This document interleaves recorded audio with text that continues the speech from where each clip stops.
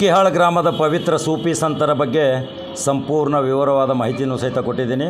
ಇಲ್ಲಿರುವಂಥ ಸೂಫಿ ಸಂತರ ಒಂದು ಸಿದ್ಧಾಂತ, ಒಂದು ರೀತಿ, ಇಲ್ಲಿ ಭಾವ್ಯತೆ ಸಂಕೇತ, ಭಾವನಾತ್ಮಕ ಸಂಬಂಧದಿಂದ ಕಳೆದ 30 ವರ್ಷಗಳಿಂದ ಇಲ್ಲಿ ಒಂದು ಜಾತ್ರೆ, ಉರುಸು ಭಾವನಾತ್ಮಕ ಸಂಬಂಧದಿಂದ ಮಾಡ್ತಾ ಇರುವಂಥ ಕಾಶಿಂ ಪಟೇಲ್ ಸಾಹೇಬರು ನಮ್ಮ ಜೊತೆ ಇದ್ದಾರೆ.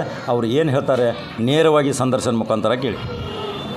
ಅಲ್ಲಾವುದ್ದೀನ್ ಅನ್ಸಾರಿ ಉರ್ಫ್ ಜಾತ್ರೆಯು ಸುಮಾರು 30 ವರ್ಷಗಳಿಂದ ಮಾಡ್ತಾ ಬಂದಿದ್ದೇವೆ. ಇಲ್ಲಿ ಭಾವೈಕ್ಯತೆಯ ಸ್ಥಳವಾಗಿದ್ದರಿಂದ ನಾವು ಎಲ್ಲರೂ ಭಾವೈಕ್ಯತೆಯಿಂದ ಎಲ್ಲ ಸಮಾಜದವರು ಕೂಡಿಕೊಂಡು 30 ವರ್ಷಗಳಿಂದ ಮಾನವ ಏಕತಾ ಶಾಂತಿ ಸಮಾವೇಶ ಮಾಡ್ತಾ ಬಂದಿದ್ದೇವೆ.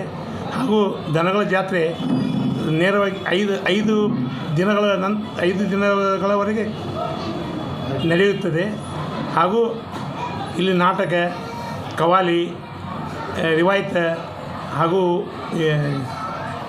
ಶ್ರೀದೇವಿ ನಾಟಕ, ರೇಣುಕಾ ಯಲ್ಲಮ್ಮ ನಾಟಕ ಪ್ರತಿ ದಿವಸ 5 ದಿವಸ ರಾತ್ರಿ ಕಾರ್ಯಕ್ರಮಗಳು ನಡೆಯುತ್ತವೆ. ಹಗಲತ್ತ ಮಾನವ ಏಕತಾ ಶಾಂತಿ ಸಮಾವೇಶ, ಕನ್ನಡ ಸಾಹಿತ್ಯ ಪರಿಷತ್ನಿಂದ 1 ದಿನ ಕಾರ್ಯಕ್ರಮ, 3ನೇ ದಿವಸಕ್ಕೆ ಜಾನಪದ ಉತ್ಸವ, 4ನೇ ದಿವಸಕ್ಕೆ ಸಾಂಸ್ಕೃತಿಕ ಕಾರ್ಯಕ್ರಮಗಳು ಪ್ರತಿ ವರ್ಷ 5 ದಿವಸಕ್ಕೆ ದಿನ ನಡೆಯುತ್ತಲೇ ಇರುತ್ತವೆ. ಜಾತಿ ಭೇದ ಭಾವ ಏನೂ ಇಲ್ಲದೆ ಎಲ್ಲರೂ ಭಾವೈಕ್ಯತೆಯಿಂದ ನಮ್ಮ ತಾಲೂಕಿನ ಪೂರ್ವ ಬಿಜಾಪುರ ಜಿಲ್ಲೆಯಲ್ಲಿ ಎಲ್ಲ ಭಾವೈಕ್ಯತೆಯಿಂದ ಎಲ್ಲ ಜನರು ಬಂದು, ಭಕ್ತಾದಿಗಳು ಬಂದು, ಎಲ್ಲ ಸಮಾಜದವರು ಕೂಡ್ಕೊಂಡು ಈ ಜಾತ್ರೆಯನ್ನು ಪ್ರತಿ ವರ್ಷ ಮಾಡ್ತಾ ಇದ್ದೇವೆ. ನೀವು ಹೇಳಿರಲ್ಲ, ಜೀವನದಲ್ಲಿ ಒಮ್ಮೆ ಬಿಜಾಪುರ ಜಿಲ್ಲೆ ಮುದ್ದೇಬಿಹಾಳ ತಾಲೂಕಿನ ಮೂಕಿಹಾಳ ಗ್ರಾಮಕ್ಕೆ ಬರ್ರಿಪ್ಪ, ಒಂದು ಸಾರಿ ಈ ಸೂಫಿ ಸಂತರ ದರ್ಶನ ತಗೋರಿ. ದರ್ಶನ ತೆಗೆದುಕೊಂಡು ಪಾವನರಾಗ್ರಿ. ಅಲ್ಲಿರುವಂಥ ಆಶೀರ್ವಾದ ನಿಮಗೆ ಶ್ರೀರಕ್ಷೆ ಆಗ್ತೈತಿ. ಸಂಪೂರ್ಣ ವಿವರವನ್ನು ತೋರ್ಸಾಕತ್ತೀನಿ. ಮತ್ತೊಂದು ಸುದ್ದಿ ಹೋಗಿ ಬರ್ತೀನಿ. ನಮಸ್ಕಾರ.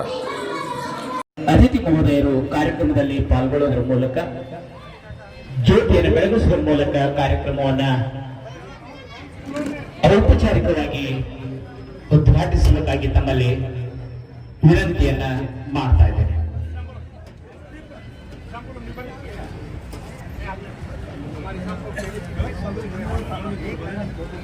ಎಲ್ಲ ನದಿಗಳು ಹೇಗೆ ಸಮುದ್ರವನ್ನು ಸೇರುತ್ತವೆಯೋ ಹಾಗೆ ಎಲ್ಲ ಧರ್ಮಗಳು ವ್ಯಕ್ತಿಯನ್ನು ದೈವತ್ವದ ಕಡೆಗೆ ಕೊಂಡೊಯ್ಯುತ್ತವೆ ಅಂತಾರೆ ಸ್ವಾಮಿ ವಿವೇಕಾನಂದ.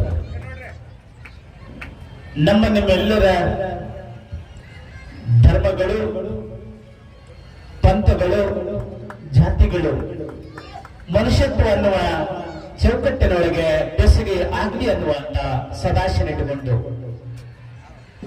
ನವಲಗುಂದದ ನಾಗಲಿಂಗ, ಶಿಶುನಾಳ ಶರೀಫರು, ಗರಗದ ಮಡಿವಾಳಪ್ಪನವರು ಹೇಗೆ ಒಂದು ತಾತ್ವಿಕದ ಕಟ್ಟೆಯ ಮೇಲೆ ಕುಳಿತು ಮಾನವ ಸಂದೇಶವನ್ನು ಸಾರಿಸ್ತಾ ಇದ್ರು, ಹಾಗೆ ಬನ್ನಿ ಹಣತೆಯ ಹಚ್ಚೋಣ, ಕತ್ತಲೆಯ ಕಳೆಯೋಣ, ನಮ್ಮ ಎದೆಯೊಳಗೆ ನಾವೆಲ್ಲರೂ ಒಬ್ಬ ದೇವನ ಮಕ್ಕಳು, ಭಾರತಾಂಬೆಯ ಸೇವಕರು ಎಂಬ ಜ್ಞಾನದ ಜ್ಯೋತಿಯನ್ನ ಬೆಳಗಿಸ್ತಾ ಇದ್ದಾರೆ. ಸದ್ಭಾವನೆಯಿಂದ ಜ್ಯೋತಿ ಬೆಳಗಿಸ್ತಾ ಇರುವಂತ ಎಲ್ಲ ಪುಣ್ಯಾತ್ಮರು ಸರ್ವ ಜನಾಂಗದ ಶಾಂತಿಯ ತೋಟವಾಗಲಿ.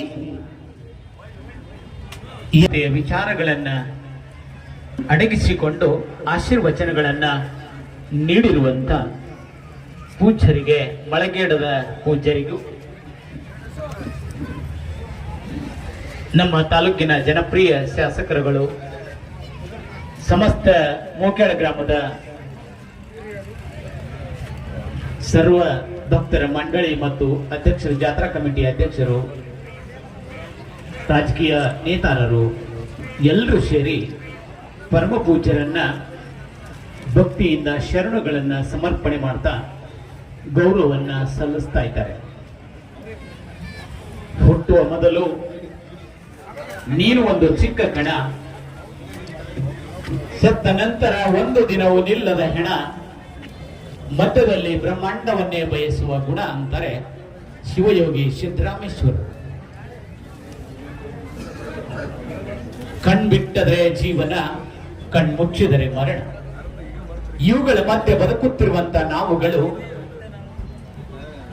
ನೈತಿಕ ಮೌಲ್ಯದ ಹಿನ್ನೆಲೆಯೊಳಗೆ ಬದುಕೋಣ. ಆದರ್ಶ ಸಮಾಜದ ಅಸ್ತಿತ್ವಕ್ಕೆ ಕಾರಣೀಭೂತರಾಗೋಣ. ರಾಷ್ಟ್ರದ ಜೀವನ, ರಾಷ್ಟ್ರ ಪರಂಪರೆಯನ್ನ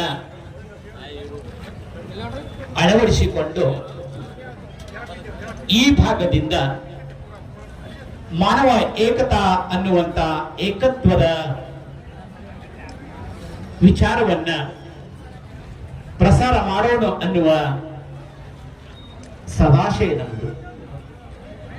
ಸುಮಾರು 30 ವರ್ಷಗಳ ಕಾಲ ನಡುವಣ ಅಡ್ಡ ಗೋಡೆಗಳ ಕೆಡುವಿ ಮನುಜರ ನಡುವಿನ ಸೇತುವೆಯಾಗುವ ಈ ಒಂದು ಮಾನವ ಏಕತಾ ಶಾಂತಿ ಸಮಾವೇಶದ ವೇದಿಕೆ ಮೇಲೆ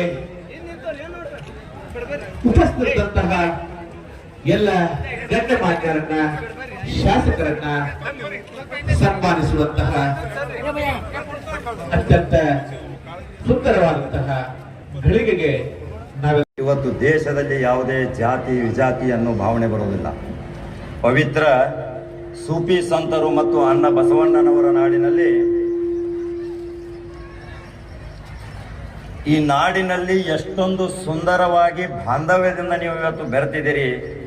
ಎಷ್ಟು ಸುಂದರವಾದ ತಾಣ. ಮಾನ್ಯ ಶಾಸಕರು ಇಲ್ಲಿ ಎಷ್ಟೊಂದು ಪ್ರಯತ್ನ ಮಾಡಿ ಈ ಅಭಿವೃದ್ಧಿಗೋಸ್ಕರ ಒಂದು ಕಾರ್ಯಕ್ರಮ ಮಾಡ್ತಾ ಇದ್ದಾರೆ. ಅದರ ಜೊತೆಗೆ ಮಹಾಸ್ವಾಮಿಗಳ ಆಶೀರ್ವಾದ ಇದು ನೋಡ್ರಿ. ಇವತ್ತು ಈ ಕಾರ್ಯಕ್ರಮದ ಪ್ರಮುಖ ರೂವಾರಿಗಳು ಯುವಕರು ಇದ್ದಾರೆ, ಭಾಳ ಜನ. ಇವತ್ತು ನಾವು ರಾಮ ರಹೀಂ ಎಷ್ಟು ಒಕ್ಕಟ್ಟಾಗಿದೀವಿ ಅನ್ನೋದು ತೋರಿಸೋದು ಇದೇ ಸಂಕೇತ. ಇದೇ ಮುದ್ದೇಬಿಹಾಳದ ಮೂಕಿಹಾಳದ ಜನತೆ ನೀವೊಂದು ಸಂದೇಶ ಸಾಕ್ತೀರಿ. ಇವತ್ತು ರಾಮ ರಹೀಂ ಎಷ್ಟು ಒಕ್ಕಟ್ಟಿದಾರ, ಆ ರಾಮ ರಹೀಮರನ್ನ ಯಾವಾಗಲೂ ಬಿಕ್ಕಟ್ಟು ಬರೋದಿಲ್ಲ ಅನ್ನೋ ಸಂದೇಶ ಸಾಗಿಸುವಂತ ಮೂಕಿಹಾಳ ಮಹಾಜನತೆಗೆ ನಾನು ತುಂಬ ಹೃದಯದಿಂದ ಅಭಿನಂದನೆ ಸಲ್ಲಿಸ್ತೇನೆ. ಇವತ್ತು ಕಾಸಿಂ ಪಟೇಲ್ ಅನ್ನೋರು ಹಿರಿಯರು, ಯುವಕರು ಬಾಬಾ ಪಟೇಲ್ ಅವರು ನನ್ನನ್ನು ಕಾಕ ಯಾವುದೇ ಪರಿಸ್ಥಿತಿಯಲ್ಲಿ ಬರ್ಬೇಕಂತ ಹೇಳಿದರು. ನಾನು ಗೋಕಾಕದಿಂದ ನೇರವಾಗಿ ಮುದ್ದೇಬಿಹಾಳಕ್ಕೆ ಬರುವ ನಡು ರಸ್ತೆಯಲ್ಲಿಯೂ ಸಹಿತ ನೋಡಿದೆ ಎಷ್ಟೊಂದು ಭಾವ್ಯಕತೆ ಸಂಕೇತ. ಯಾವ ಜಾತಿ ವಿಜಾತಿ ಯಾವುದಿಲ್ಲ. ಪಾಶ್ಚಿಮಾತ್ಯ ವಸ್ತುಗಳಿಗೆ ಮಾರು ಹೋಗಲಿಲ್ಲ. ಯಾವುದೇ ಬಟ್ಟೆಗಳನ್ನು ಸಹಿತ ನೋಡಿದೆ ನಾನು, ಪಾಶ್ಚಿಮಾತ್ಯ ಈ ಮಾರು ಹೋಗಲಿಲ್ಲ ಅಂತ ಯುವಕ ಯುವತಿಯರನ್ನು ಸಹಿತ ನಾನು ಕಂಡೆ. ಇದೊಂದು ನನಗೆ ಸಂತೋಷದ ಕೂಟ ಅನಿಸಿತು. ಉತ್ತರ ಕರ್ನಾಟಕದಲ್ಲಿ ಈ ಬಸವಣ್ಣರ ನಾಡಿನಲ್ಲಿ, ಸೂಫಿ ಸಂತರ ನಾಡಿನಲ್ಲಿ ಎಷ್ಟೊಂದು ಭಾವ್ಯಕತೆಯಿಂದ ನೀವು ಇವತ್ತಿದ್ದೀರಿ. ನಮಗೆ ತುಂಬಾ ಖುಷಿ ಆಗ್ತೈತಿ. ಮಹಾಸ್ವಾಮಿಗಳ ಆಶೀರ್ವಾದ ಐತಿ, ಶಾಸಕ ಪ್ರತಿನಿಧಿಗಳ ನಿಮಗೊಂದು ಗೌರವಾರ್ಪಣೆ ಐತಿ. ಎಲ್ಲರ ಸಲಹೆ ಸೂಚನೆ ತೆಗೆದುಕೊಂಡು ಇವತ್ತು ಇಂಥ ಒಂದು ಒಳ್ಳೆಯ ಕಾರ್ಯಕ್ರಮ ಮಾಡಕತ್ತೀರಿ. ಇದಕ್ಕೆ ಈ ಸುಂದರ ಸಮಾರಂಭ, ಮಾನವ ಶಾಂತಿಯ ಒಕ್ಕೂಟ, ಇದು ಇವತ್ತು ದೇಶಕ್ಕೆ ಒಂದು ಮಾದರಿ ಆಗಬೇಕು. ಮೂಕಿಹಾಳದ ಮಹಾಜನತೆ ನೀವು ಪುಣ್ಯವಂತರು, ಮುದ್ದೇಬಿಹಾಳದ ಮಹಾಜನತೆ ಪುಣ್ಯವಂತರು. ದಯಮಾಡಿ ಒಂದು ಸಣ್ಣ ವಿಷಯ ಹೇಳ್ತೇನೆ ನಿಮಗೆ. ಇವತ್ತು ಮೊಬೈಲ್ದಿಂದ ಒಂದು ಮಾರು ಹೋಗಿದ್ದೀರಿ. ನಾನು ಪದೇ ಪದೇ ಹೇಳ್ತಾ ಇದ್ದೀನಿ, ಶಿಕ್ಷಣ ಮತ್ತು ಮೊಬೈಲ್ದೊಂದು ಸಣ್ಣ ಉದಾಹರಣೆ ಹೇಳ್ತೀನಿ ನಾನು ನಿಮಗೆ. ಇವತ್ತು ಅಂಬಾನಿ ಜಗತ್ತಿನ ವಿಶ್ವವಿಖ್ಯಾತ ಶ್ರೀಮಂತರಲ್ಲಿ ಒಬ್ರು. ಅಂಬಾನಿಯವರು ಒಂದು ಮುಂಬೈಯಲ್ಲಿ ಅರ್ಜೆಂಟೈನಾ ಅಂತ ಒಂದು ಮನೆ ಕಟ್ಟಿದ್ದಾರೆ. ಅದು ಮಾನ್ಯ ಶಾಸಕರಿಗೆ ಗೊತ್ತಿರ್ಬೋದು, ಅವರು ಹೋಗಿ ನೋಡಿರ್ಬೋದು ಸಹಿತ.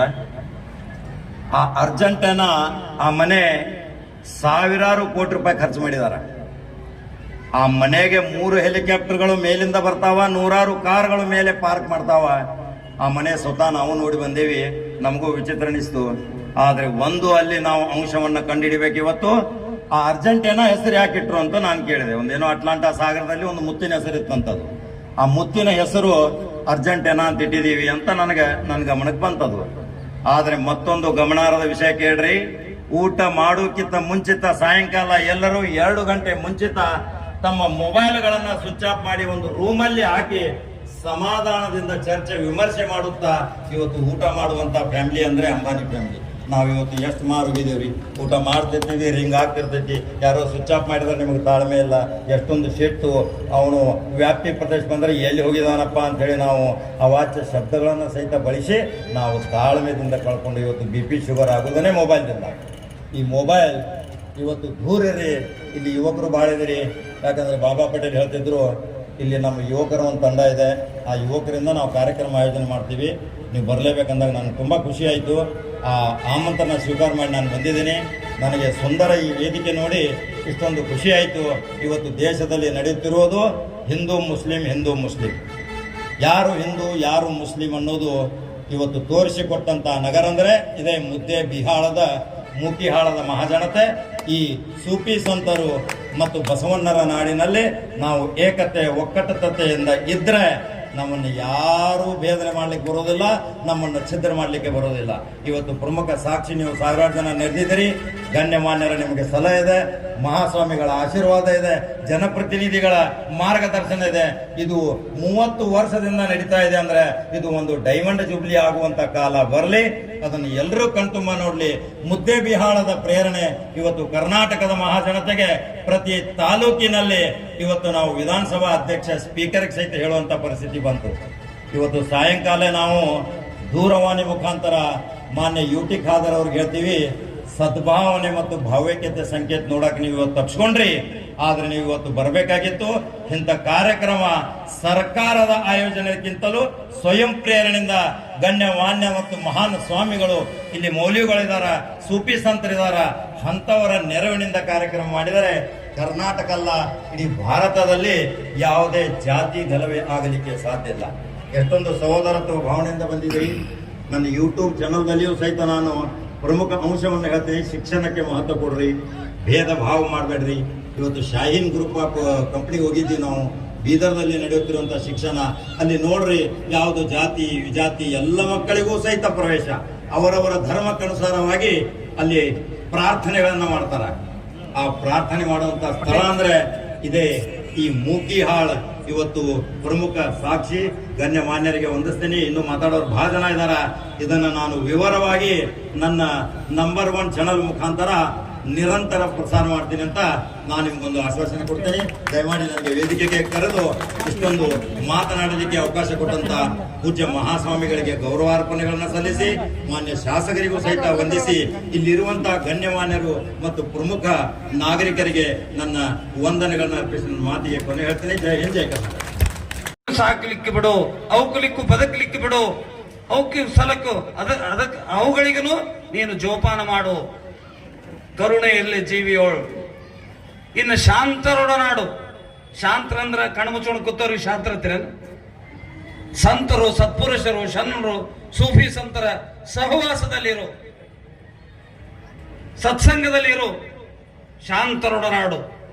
ಅಂದ್ರೆ ನೀನು ಮನುಷ್ಯನಾಗಿ ಬದುಕಲಿಕ್ಕೆ ಸಾಧ್ಯ ಆಗ್ತದ. ಅಂದ್ರೆ ನಿನಗೆ ಸಂಸ್ಕಾರ ಸಿಗ್ತದ. ಹರ ನಡಿಬಿಡಿ. ನೀನು ನಮಾಜರ ಮಾಡು, ಪೂಜಾರ ಮಾಡು, ಉಪವಾಸರ ಮಾಡು, ಧ್ಯಾನರ ಮಾಡು, ತಪಾರ ಮಾಡು, ಜಪಾರ ಮಾಡು. ಒಟ್ಟು ಒಂದು ಸಲ ಪರಮಾತ್ಮನನ್ನು ಧ್ಯಾನಿಸು. ನೀನು ಆವಾಗ ನೀನು ಮನುಷ್ಯನಾಗಿ ಬದುಕಲಿಕ್ಕೆ ಸಾಧ್ಯ ಆಗ್ತದ. ಕುರಾನ್ ಸಹಿತ ಹೇಳ್ತದ, ಫಸ್ಕುರೂನಿ ವಸ್ಕುರುಕುಂ ವಷ್ಕುರೂನಿ ವಲಾ ತಕ್ಫಿರೂನ್.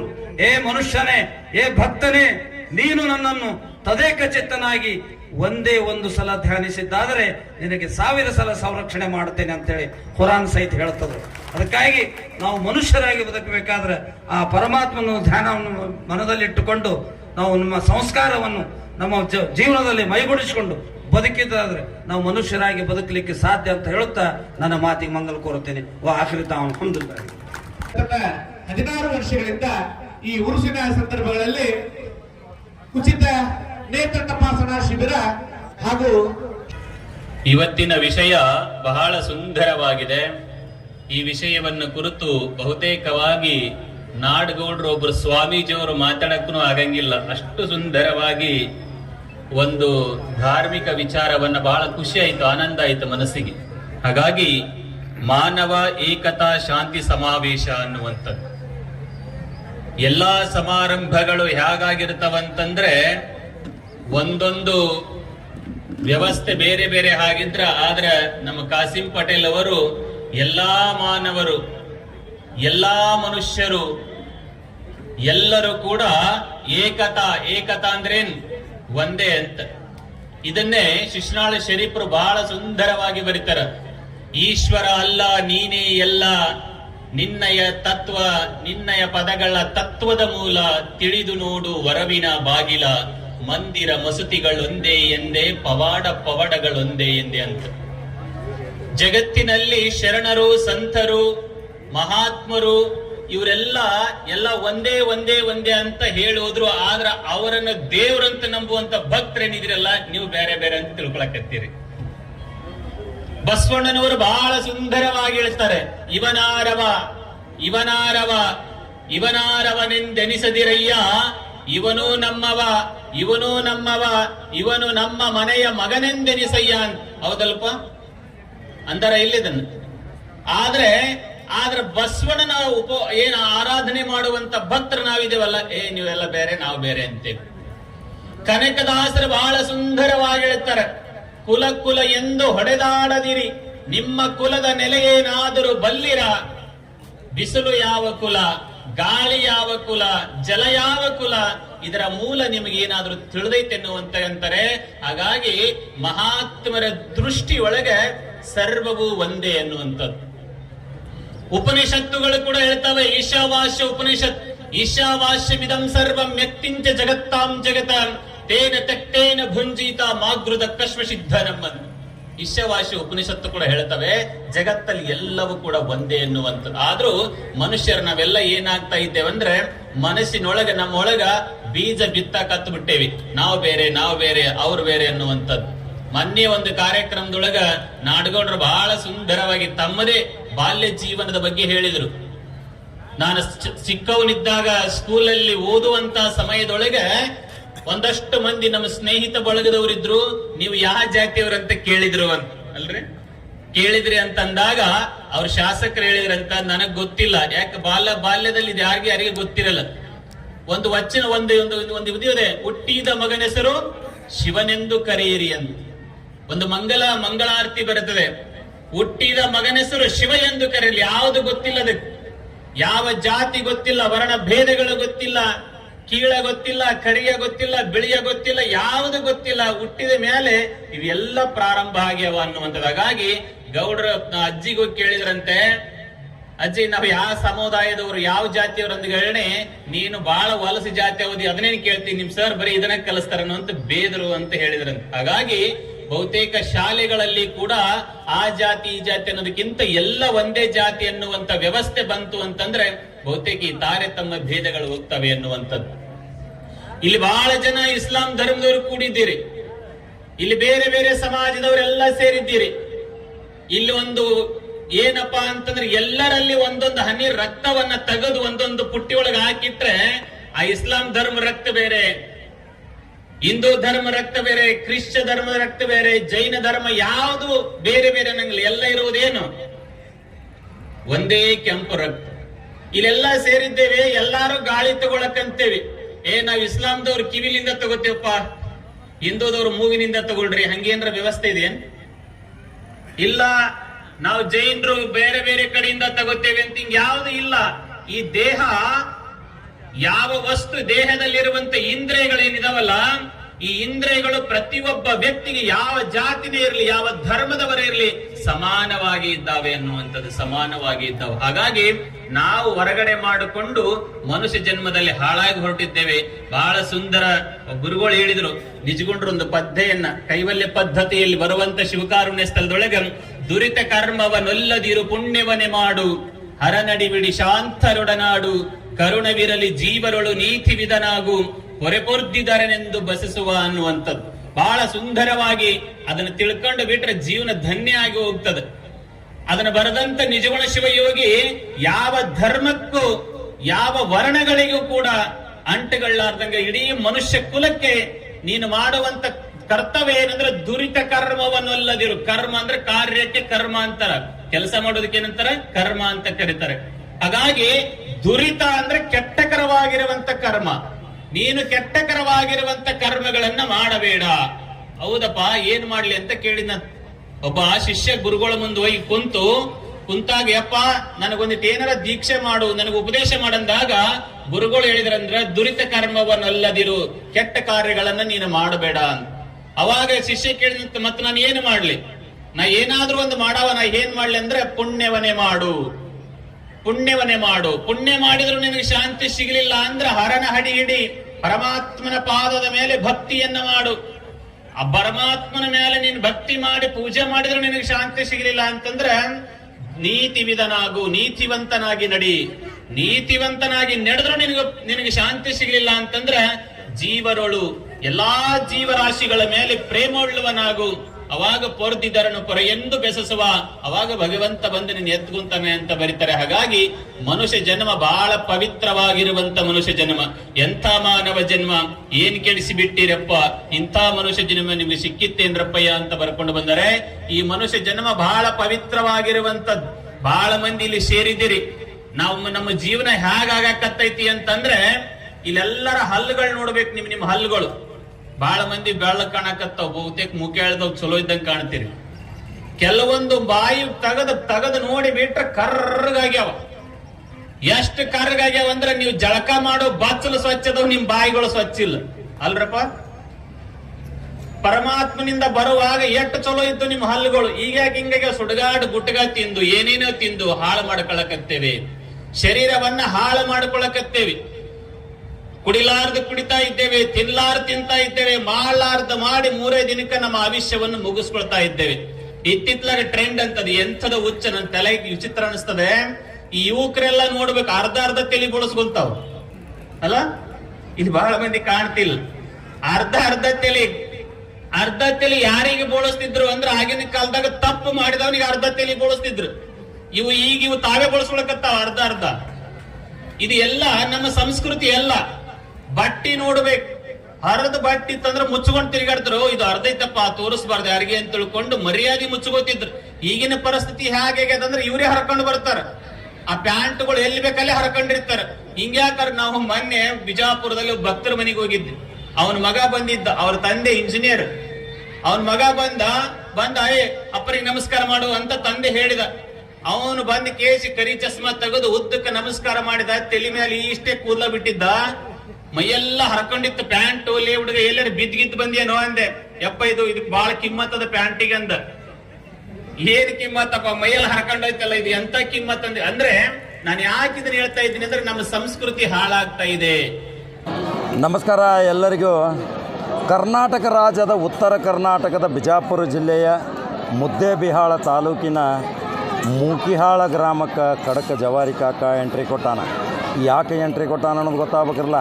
ಇಲ್ಲಿ ಒಂದು ಭಾವ್ಯೈಕ್ಯತೆಯ ಸಂಕೇತ ಸಾರುವಂಥ ಸೂಫಿ ಸಂತರು ಮತ್ತು ಅಣ್ಣ ಬಸವಣ್ಣರ ನಾಡಿನಲ್ಲಿ ಶಾಂತಿ, ಸುವ್ಯವಸ್ಥೆ, ಸರ್ವಧರ್ಮ ಸಮಾನತೆಯ ವೇದಿಕೆಯನ್ನು ಕಲ್ಪಿಸಿಕೊಟ್ಟಂಥ ವಿಶ್ವ ಮಾನವ ಶಾಂತಿ ಪ್ರತಿಷ್ಠಾಪನದ ಕಾರ್ಯಕ್ರಮ ಮಾಡ್ಕೊತ ಬಂದಾರ ಕಳೆದ 30 ವರ್ಷಗಳಿಂದ. ಈ 30 ವರ್ಷಗಳ ಇತಿಹಾಸ ಒಂದು ಕಿರು ಪರಿಚಯದಿಂದ ಹೇಳ್ತೀನಿ. ಇಲ್ಲಿರುವಂಥ ಸೂಫಿ ಸಂತರು ಲಾಡ್ಲೆ ಶಾ ಏನವರು ಲಾಡೆ ಮಶಾಕ್ ಇವರು ಸೂಫಿ ಸಂತರು. ಅನಾದಿ ಕಾಲದಿಂದಲೂ ನಾವು ಸೂಫಿ ಸಂತರ ಹತ್ರ ಯಾಕೆ ಹೋಗ್ತೀವಿ? ಮನುಷ್ಯನಿಗೆ ಒಂದು ತಾಳ್ಮೆ ಬೇಕು, ನೆಮ್ಮದಿ ಬೇಕು, ಪ್ರತೀಕದ ಸಂಕೇತ ಬೇಕು, ಒಂದು ಕಾಯಕಲ್ಪದ ಶಕ್ತಿ ಬೇಕು. ಆ ಶಕ್ತಿಗೋಸ್ಕರ ನಾವು ಇವತ್ತು ಒಂದು ಸೂಫಿ ಸಂತರ ಮೊರೆ ಹೋಗ್ತೀವಿ. ಆ ಸೂಫಿ ಸಂತರು ಏನು ವಿಚಾರ ಮಾಡ್ತಾರೆ? ನನ್ನ ಬರುವ ಭಕ್ತಾದಿಗಳಿಗೆ ಆಶೀರ್ವಾದದ ಮುಖಾಂತರ ಅವರಿಗೆ ಜಾತಿ ಧರ್ಮ ವಿಜಾತಿ ಮಾಡಬೇಡಂತಾರೆ. ಆದರೆ ಇವತ್ತೇನು ನಾವು ಮಾಡಕತ್ತೀವಿ? ಇವತ್ತು ದೇಶದಲ್ಲಿ ಇಂಥ ಸೂಫಿ ಸಂತರು ಅಣ್ಣ ಬಸವಣ್ಣ ನಾಡಿನಲ್ಲಿ ಸಾಧು ಸಂತರ ನೆಲೆಬೀಡಾದ ಇದು ಎಂಥ ಮೂಕಿಹಾಳ ಗ್ರಾಮ ರೀ. ಮೂಕಿಹಾಳದ ಮಹಾಪುಣ್ಯವಂತ ಜನತೆ ಇವತ್ತು ಸಾವಿರಾರು ಜನರು ಇವತ್ತು ಸೇರಿದ್ದಾರೆ. ಇಲ್ಲಿ ಎಲ್ಲಿ ಜಾತಿ ಐತಿ ನೋಡ್ರಿ. ಎಲ್ಲ ಹಿಂದೂನೂ ಹೋಗ್ತಾರೆ, ಮುಸಲ್ಮಾನರು ಹೋಗ್ತಾರೆ. ಎಲ್ಲ ಜಾತಿ ಧರ್ಮದ ಪ್ರತೀಕದ ಸಂಕೇತ ಇದೆ ಮೂಕಿಹಾಳ ಗ್ರಾಮಕ್ಕೆ. ಜೀವನದಲ್ಲಿ ಒಮ್ಮೆ ಭೇಟಿ ಕೊಡ್ರಿ. ನನ್ನ ಜೊತೆ ಮಾತಾಡೋಕೆ ಇಲ್ಲಿರುವಂಥ ಈ ಪಟೇಲ್ ಮನೆತನದವರು ಇದರ ಉಸ್ತುವಾರಿ ನೋಡ್ತಾರೆ. ಅದರ ಪಟೇಲ್ ಮನೆತನದ ಒಂದು ಕುಡಿ ನಮ್ಮ ಜೊತೆ ಮಾತಾಡೋಕದಾರ. ಅವರೇ ಬಾಬಾ ಪಟೇಲ್.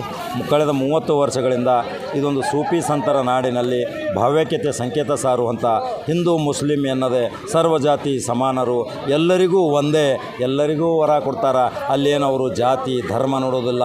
ಅಂಥ ಸೂಫಿ ಸಂತರ ನಾಡಿನಲ್ಲಿ ಕಳೆದ 30 ವರ್ಷಗಳಿಂದ ಶಾಂತಿಯ ಪ್ರತೀಕದ ಸಂಕೇತ ವಿಶ್ವ ಶಾಂತಿ ಕಾರ್ಯಕ್ರಮ ಮಾಡತ್ತೀರಿ. ಇವತ್ತು ಪ್ರಶಸ್ತಿಗಳನ್ನು ಕೊಟ್ಟರೆ ಆ ಪ್ರಶಸ್ತಿಯಲ್ಲಿ ಸಹಿತ ನಾನು ಭಾಜನರಾದೆ. ನಿಮ್ಮ ಪ್ರೀತಿ ನನಗೆ ಮೂಕಿಹಾಳ ಗ್ರಾಮಕ್ಕೆ ಕರ್ಕೊಂಬಂತು. ಈ ದರ್ಗಾದ ಸೂಫಿ ಸಂತರ ವಿಶೇಷತೆ ಏನು? ದರ್ಗಾದ ವಿಶೇಷತೆ ಏನಂದರೆ ಈ ದರ್ಗಾದು ಯಾಕಂದರೆ ಸುಮಾರು ಜನ ಭಕ್ತರು ಸಾಹೇಬ್ರ ಇಲ್ಲಿ ಬರ್ತಾರೆ ರೀ. ಇಲ್ಲಿ ಬಂದು ಏನು ನುಡ್ಕೊಂಡಿರ್ತಾರೆ ಏನೋ ಒಂದು ಸ್ವಲ್ಪ ಮಕ್ಕಳ ಸಮಸ್ಯೆ ಇರ್ಬೋದು, ಗಂಡ ಹೆಂಡತಿ ಜಗಳ ಇರ್ಬೋದು, ಮನೆಯಲ್ಲಿ ಏನೇ ಹೆಣ್ಮಕ್ಳ ಸಮಸ್ಯೆ ಇರಲಿ, ಏನೇ ಇರಲಿ, ಬಂದು ಈ ದರ್ಗಾಕ್ಕೆ ಏನಾರು ಬೇಡ್ಕೊಂಡ್ರಂದ್ರೆ ಆ ಸಂಪೂರ್ಣವಾದಂಥ ಅವ್ರದ್ದೆಲ್ಲ ಆಶೀರ್ವಾದ ಸಿಕ್ಕೋ ಅವ್ರಿಗೆಲ್ಲ ಒಂದು ಜೀವನದಲ್ಲಿ ಹೊಸ ಜೀವನವನ್ನು ಒಂದು ರಚನೆ ಆಗ್ತೈತೆ ಅವ್ರ ಲೈಫಲ್ಲಿ. ಅವಾಗ ಏನೈತೆ ಅವ್ರಿಗೆ ನಾವು ಇವತ್ತು ಸುಖ ಶಾಂತಿಯನ್ನು ನಾವು ಆಗಿದೆ ಅಂದ್ಕೇಶ್ ಅವ್ರು ಬೇಡ್ಕೊಂಡು ಇಲ್ಲಿ ಬಂದ್ಕೆ ದರ್ಗಾಕ್ಕೆ ಬರ್ತಾರೆ. ಇದು ಇವತ್ತಿಂದ ಸುಮಾರು ಕಾಲದಿಂದ ನಾವು ಇದು ಜಾತ್ರಾ ಯಾವಾಗಲಿಂದ್ರೆ 30 ವರ್ಷದಿಂದ ನಾವು ಮಾಡ್ಕೋತ ಬಂದಿವಿ. ಮಾನವ ಏಕತಾ ಶಾಂತಿ ಸಮ್ಮೇಳನ ಇದ್ರ ಏನಂದರೆ ಇಲ್ಲಿ ಇವತ್ತಿನ ತನಕ ಯಾವ ಜಾತಿ ಇಲ್ಲರಿ. ನಾವು ಒಂದು ತಾಯಿಗೆ ಯಾವ ಥರ ಗಂಡು ಒಂದು ಹೆಣ್ಣು ಅನ್ನೋದಿದೆ, ಆ ಥರ ನಾವು ಒಂದು ತಾಯಿಯ ಮಕ್ಕಳು, ಒಂದು ಹಿಂದೂ ಒಂದು ಮುಸಲ್ಮಾನ್, ಈ ಥರ ನಾವು ನಡ್ಕೊಂಡು ಬಂದಿವ್ರಿ. ಇಲ್ಲಿ ಯಾವತ್ತಿಗೂ ಇನ್ನೂವರೆಗೂ ಅಂಥವು ಯಾವ ದುರ್ಘಟನೆ ಆಗಿಲ್ಲ, ಆಗೋದೂ ಇಲ್ಲ ಮುಂದೆ ಆದ್ರೂ. ಆದರೆ ಇವತ್ತು ಇಷ್ಟು ಜನ ಎಲ್ಲ ಪ್ರತಿ ವರ್ಷ, ಈ ವರ್ಷ ಏನು ಜನ ಕೂಡಿದೆ, ಪ್ರತಿ ವರ್ಷವೂ ಇದೇ ಥರ ಜನ ಕೂಡ್ತಾ ಇರ್ತಾರೆ. ಇದು ಸತತವಾಗಿ 5 ವರ್ಷ ಕಾಲ ಕಾರ್ಯಕ್ರಮಗಳನ್ನು ನಡ್ಕೊಂಡು ಬಂದಿದೆ. 5 ವರ್ಷದ ಕಾಲ 5 ದಿವಸ ಸತತವಾಗಿ ಇವತ್ತಿನ ಕಾರ್ಯಕ್ರಮಗಳಿಗೆ ಗಣ್ಯಮಾನ್ಯರು, ಗಣ್ಯ ವ್ಯಕ್ತಿಗಳು, ಕರ್ನಾಟಕ ರಾಜ್ಯ ಸರ್ಕಾರದಿಂದ ಎಲ್ಲರೂ ಬರ್ತಾರೆ ಇಲ್ಲಿ. ಅದೇ ಥರ ನಾವು ಕೂಡ ಇವತ್ತು ಈ ಕಾರ್ಯಕ್ರಮಕ್ಕೆ ತಮಗೂ ನಾವು ಕರೆದಿದ್ದೀವಿ, ತಾವು ಬಂದಿದ್ದೀರಿ, ನಮಗೆ ಭಾಳ ಖುಷಿಯಾಗಿದೆ ಸಾಹೇಬ್ರೆ. 5 ದಿನದ ಜಾತ್ರೆ. ಶಾಸಕರು ಬಂದಿದ್ದರು, ಅನೇಕ ಗಣ್ಯ ವ್ಯಕ್ತಿಗಳು ಬಂದಿದ್ದರು, ಸಮಾಜ ಸೇವಕರು ಬಂದಿದ್ದರು, ಗುತ್ತಿಗೆದಾರರು ಬಂದಿದ್ದರು, ಸಾಹಿತಿಗಳು ಬಂದಿದ್ದರು, ಪ್ರೊಫೆಸರ್ಗಳು ಬಂದರು. ಸವಿಸ್ತಾರವಾಗಿ ಈ ದರ್ಗಾದ ವಿಶೇಷತೆ ಮತ್ತು ಸೂಫಿ ಸಂತರ ನಾಡು ಬಸವಣ್ಣರ ನಾಡಿನಲ್ಲಿ ಸಾಧು ಸಂತರು ಹೆಂಗೆ ಬಾಳ್ತಿದ್ರು, ಯಾವ ರೀತಿ 25 ವರ್ಷದ ಹಿಂದೆ ನಮ್ಮ ಜಾತಿಯಾತಿ ಇತ್ತು, ಈಗ ಈ ವಿಷಬೀಜ ಬಿತ್ತುವಂಥ ಜನ ಉದ್ಭವ ಆಗತ್ತಾರ. ಅದರಿಂದ ಎಚ್ಚರಿಕೆ ಕೊಡುವಂಥ ಸಂದೇಶಗಳನ್ನು ಇವತ್ತು ಸಾರಿದರು. 5 ದಿನ ನಡೆಯುವ ಈ ಮಹಾಜಾತ್ರೆ, ಈ ಉರುಸು, ಇಲ್ಲಿ ಬರುವಂಥ ಭಕ್ತಾದಿಗಳಿಗೆ ಯಾವ ರೀತಿ ಊಟದ ವ್ಯವಸ್ಥೆ ಮಾಡ್ತೀರಾ ಸಾಹೇಬ್ರ? ಇಲ್ಲಿ ಭಕ್ತಾದಿಗಳಿಗೆ ಭಾಳ ಒಂದು ವೆಜಿಟೇಬಲ್ ಊಟ ಇರುತ್ತೆ, ಅನ್ನ ಸಾಂಬಾರು ಮಾದಲಿ. ಇಲ್ಲಿ ಏನು ಮಾದಲಿ ಮಾಡ್ತಾರೆ ಸಾಹೇಬ್ರ, ಯಾರು ನಾವು ಮನೆಯಿಂದ ಮಾಡೋದಿಲ್ಲ. ಬಂದಂಥ ಭಕ್ತರು ಅವರೇ ಅಡುಗೆ ಮಾಡ್ತಾರೆ. ಇವತ್ತು ಏನಿದೆ ಅಂದರೆ ಒಂದು ದಿವಸಕ್ಕೆ 20 ಕ್ವಿಂಟಲ್ ಹಿಡ್ಕೊಂಡು 30 ಕ್ವಿಂಟಲ್ವರೆಗೂ ಭಕ್ತಾದಿಗಳೇ ಬಂದು ಅಡುಗೆ ಮಾಡ್ತಾರೆ. ಭಕ್ತಾದಿಗಳೇ ಅಕ್ಕಿ ಕೊಡ್ತಾರೆ, ಭಕ್ತಾದಿಗಳೇ ತರಕಾರಿಗಳನ್ನು ಕೊಡ್ತಾರೆ. ಅದೇ ಥರ ಏನಿದೆ ಮಾದಲಿ ಕೂಡ ಪ್ರತಿ ವರ್ಷದಂತೆ ಈ ವರ್ಷವೂ 35 ಕ್ವಿಂಟಲ್ ಮಾದಲಿ ಏನಿದೆ ಭಕ್ತಾದಿಗಳ ತಂದು ಮಾಡಿದ್ದಂಥ ಮಾದಲಿ. ಅದೇ ಥರ ಏನಿದೆ ನಮ್ಮ ಈ ಜಾತ್ರಾಕ್ಕೆ ಏನು ಬಂದಿರ್ತಾರಲ್ಲ ಭಕ್ತಾದಿಗಳಿಗೆ ಯಾರೂ ಉಪವಾಸ ಹೋಗೋದಿಲ್ಲ ಸಾಹೇಬ್ರೆ. ಇದು ಯಾಕಂದರೆ ಇದು 5 ದಿವಸ ಸತತ ಇರುತ್ತದೆ ಇಲ್ಲಿ. ಹೀಗಾಗಿ ಇವತ್ತೇನು ಎಲ್ಲ ಇವತ್ತು ಸೂಫಿ ಸಂತರ ನಾಡಿನಲ್ಲಿ ಇದು ಒಂದು ಇವತ್ತೇನು ಗುರುಗಳು ಮತ್ತು ಅನೇಕ ಮಠಾಧೀಶರು ಎಲ್ಲರೂ ಬರ್ತಾರೆ. ಎಲ್ಲರೂ ಕೂಡ ತಮ್ಮ ಮಠದಿಂದ ಏನಿದೆ ದವಸ ಧಾನ್ಯಗಳನ್ನು ಇಲ್ಲಿ ಕೊಟ್ಟು ಕಳಿಸ್ತಾರೆ ಸಾಹೇಬ್ರೆ. ಭಾಳ ಸಂತೋಷ ಅನ್ನಿಸ್ತೈತಿ. ಈ 30 ವರ್ಷಗಳಿಂದ ಒಂದು ಕಾಲದಿಂದ ಮಾಡ್ಕೊತ ಬಂದ್ರಿ. ಭಾವನಾತ್ಮಕ ಸಂಬಂಧ, ಭಾವ್ಯಕತೆ, ಹಿಂದೂ ಮುಸ್ಲಿಂ, ಶಾಂತಿ, ಅಮನ್, भाईचारा, हम लोग कैसा रहना ये सिखाते हैं ये वली और ये सूफी संत, ये साधु संत, ये मानव जन्म में जात सिर्फ है मानव का. ये स्वामी जी ने कितना अच्छा बताया. हर एक जात का एक खून सबते एक बुट्टी में डालेंगे, अलग अलग कर सकते क्या. बहुत अच्छा बताया. ये लोग हम जानना आज हिंदू मुस्लिम राम रहीम इतने मोहब्बत से थे, मगर राम रहीम को दूर करने वाले कौन हो सकते हैं. ಇದು ಒಂದು ವಿಶೇಷ ಪ್ರತೀಕ. ಇಲ್ಲಿ ನಾನು ಮುಖಿಯಾಳ ಗ್ರಾಮಕ್ಕೆ ಬಂದು ಭಾಳ ಒಂದು ಅದ್ಭುತ ಸನ್ನಿವೇಶಗಳನ್ನು ನೋಡಿದೆ. ಅನೇಕ ಜನರು ತಮ್ಮ ಅಭಿಪ್ರಾಯಗಳನ್ನ ಹೇಳಿದರು, ಸಂತರು ಸಹಿತ ಮಾತಾಡಿದರು. ಇಲ್ಲಿರುವಂಥ ಭಾವ್ಯಕತೆಗೆ ಜೀವನದಲ್ಲಿ ಒಮ್ಮೆ ಬಿಜಾಪುರದಿಂದ ಮುದ್ದೇಬಿಹಾಳಕ್ಕೆ ಬನ್ನಿರಿ, ಮುದ್ದೇಬಿಹಾಳದಿಂದ 10 ಕಿಲೋಮೀಟರ್ದಲ್ಲಿ ಇರುವಂಥ ಮೂಕಿಹಾಳ ಗ್ರಾಮಕ್ಕೆ ಬರ್ರಿ. ಇಲ್ಲಿ ತಪಸ್ವಿಗಳು ಆರಾಮಾಗಿ ಮಲಗಿದಾರ, ನಿಮಗೆ ಆಶೀರ್ವಾದ ಮಾಡ್ತಾರೆ. ಇದೇ ಇವತ್ತಿನ ವಿಶೇಷ ಸ್ಟೋರಿ.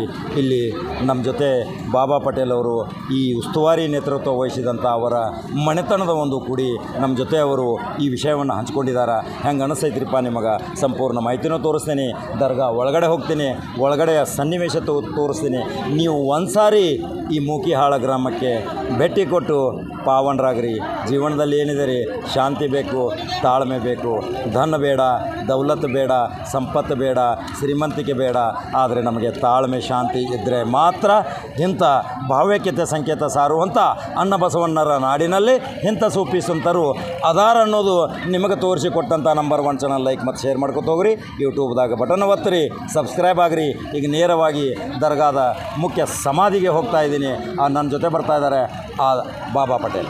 ಜೀವನದಲ್ಲಿ ದಾನ ಧರ್ಮ, ಎಲ್ಲರಿಗೂ ಹಸಿದವನಿಗೆ ಅನ್ನ ನೀಡು, ಅರಸಿದ ಬಂದವನಿಗೆ ಆಸರೆ ನೀಡು ಅಂತ ಬಸವಣ್ಣನವರು ಹೇಳಿದರು. ಅದೇ ರೀತಿ ಸೂಫಿ ಸಂತರು ಸಹಿತ ಹಸಿದವನಿಗೆ ಅನ್ನ ನೀಡ್ತಾರೆ, ಆಸರೆ ಇಲ್ಲದವನಿಗೆ ಆಸರೆ ನೀಡ್ತಾರೆ. ಈ ಸೂಫಿ ಸಂತರು ಸಮಾಧಿಗೆ ಹೋಗ್ತಾ ಇದ್ದೀನಿ. ಸಾವಿರಾರು ಭಕ್ತರು ನೀವು ಕಣ್ಣಾರೆ ನೋಡ್ತಾ ಇರ್ಬೋದು. ಇದೊಂದು ಪವಿತ್ರ ದರ್ಗಾ ಇದೆ. ಈ ದರ್ಗಾದ ಪ್ರತೀಕದ ಸಂಕೇತ ಅಂತ ನಾನು ತೋರಿಸ್ತಾ ಇದ್ದೀನಿ.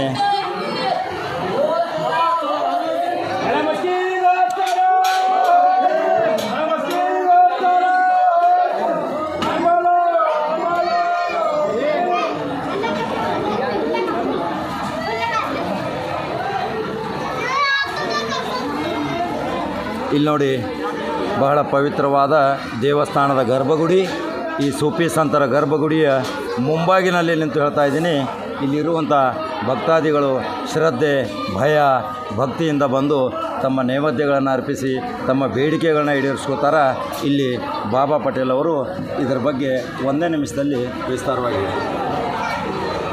ಈ ಲಾಳೆ ಮಶಾಕ್ ದರ್ಗಾ ಲಾಳೆ ಮಶಾಕ್ ದರ್ಗಾ ಇದು ಏನಿದೆ ಭಾಳ ವರ್ಷದ ಹಿಂದೆ ಪುರಾತನ ಕಾಲದಿಂದ ಬಂದಂಥ ಈ ದೇವಸ್ಥಾನ. ಅವಾಗ ಎಷ್ಟಿತ್ತಪ್ಪ ಅಂದರೆ ಭಾಳ ಚಿಕ್ಕಿತ್ತು.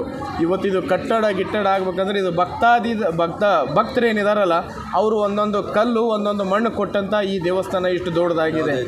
ಯಾವುದೇ ಜಾತಿ ಇಲ್ಲ, ಯಾವುದೇ ಮತ ಇಲ್ಲ, ಯಾವುದೇ ಪಂಥ ಇಲ್ಲ. ಯಾಕಂದರೆ ಈ ಸೂಫಿ ಸಂತರ ಒಂದು ಭಾವೈಕ್ಯತೆ ಏನಂದರೆ ಇದು ಏನಪ್ಪ ಇದು ಇವತ್ತಾಗಿರೋದು ನಮ್ಮದು ಶಾಂತಿ ಸರ್. ಹಾಂ, ಮಾನವ ಏಕತಾ ಶಾಂತಿ ಅಂದರೆ ಇದು ಮಾನವ ಏಕತಾ ಶಾಂತಿ ಅಂದರೆ ಆ ಸೂಫಿ ಸಂತರ ನಾಡಿನಿಂದ ಬಂದಂಥ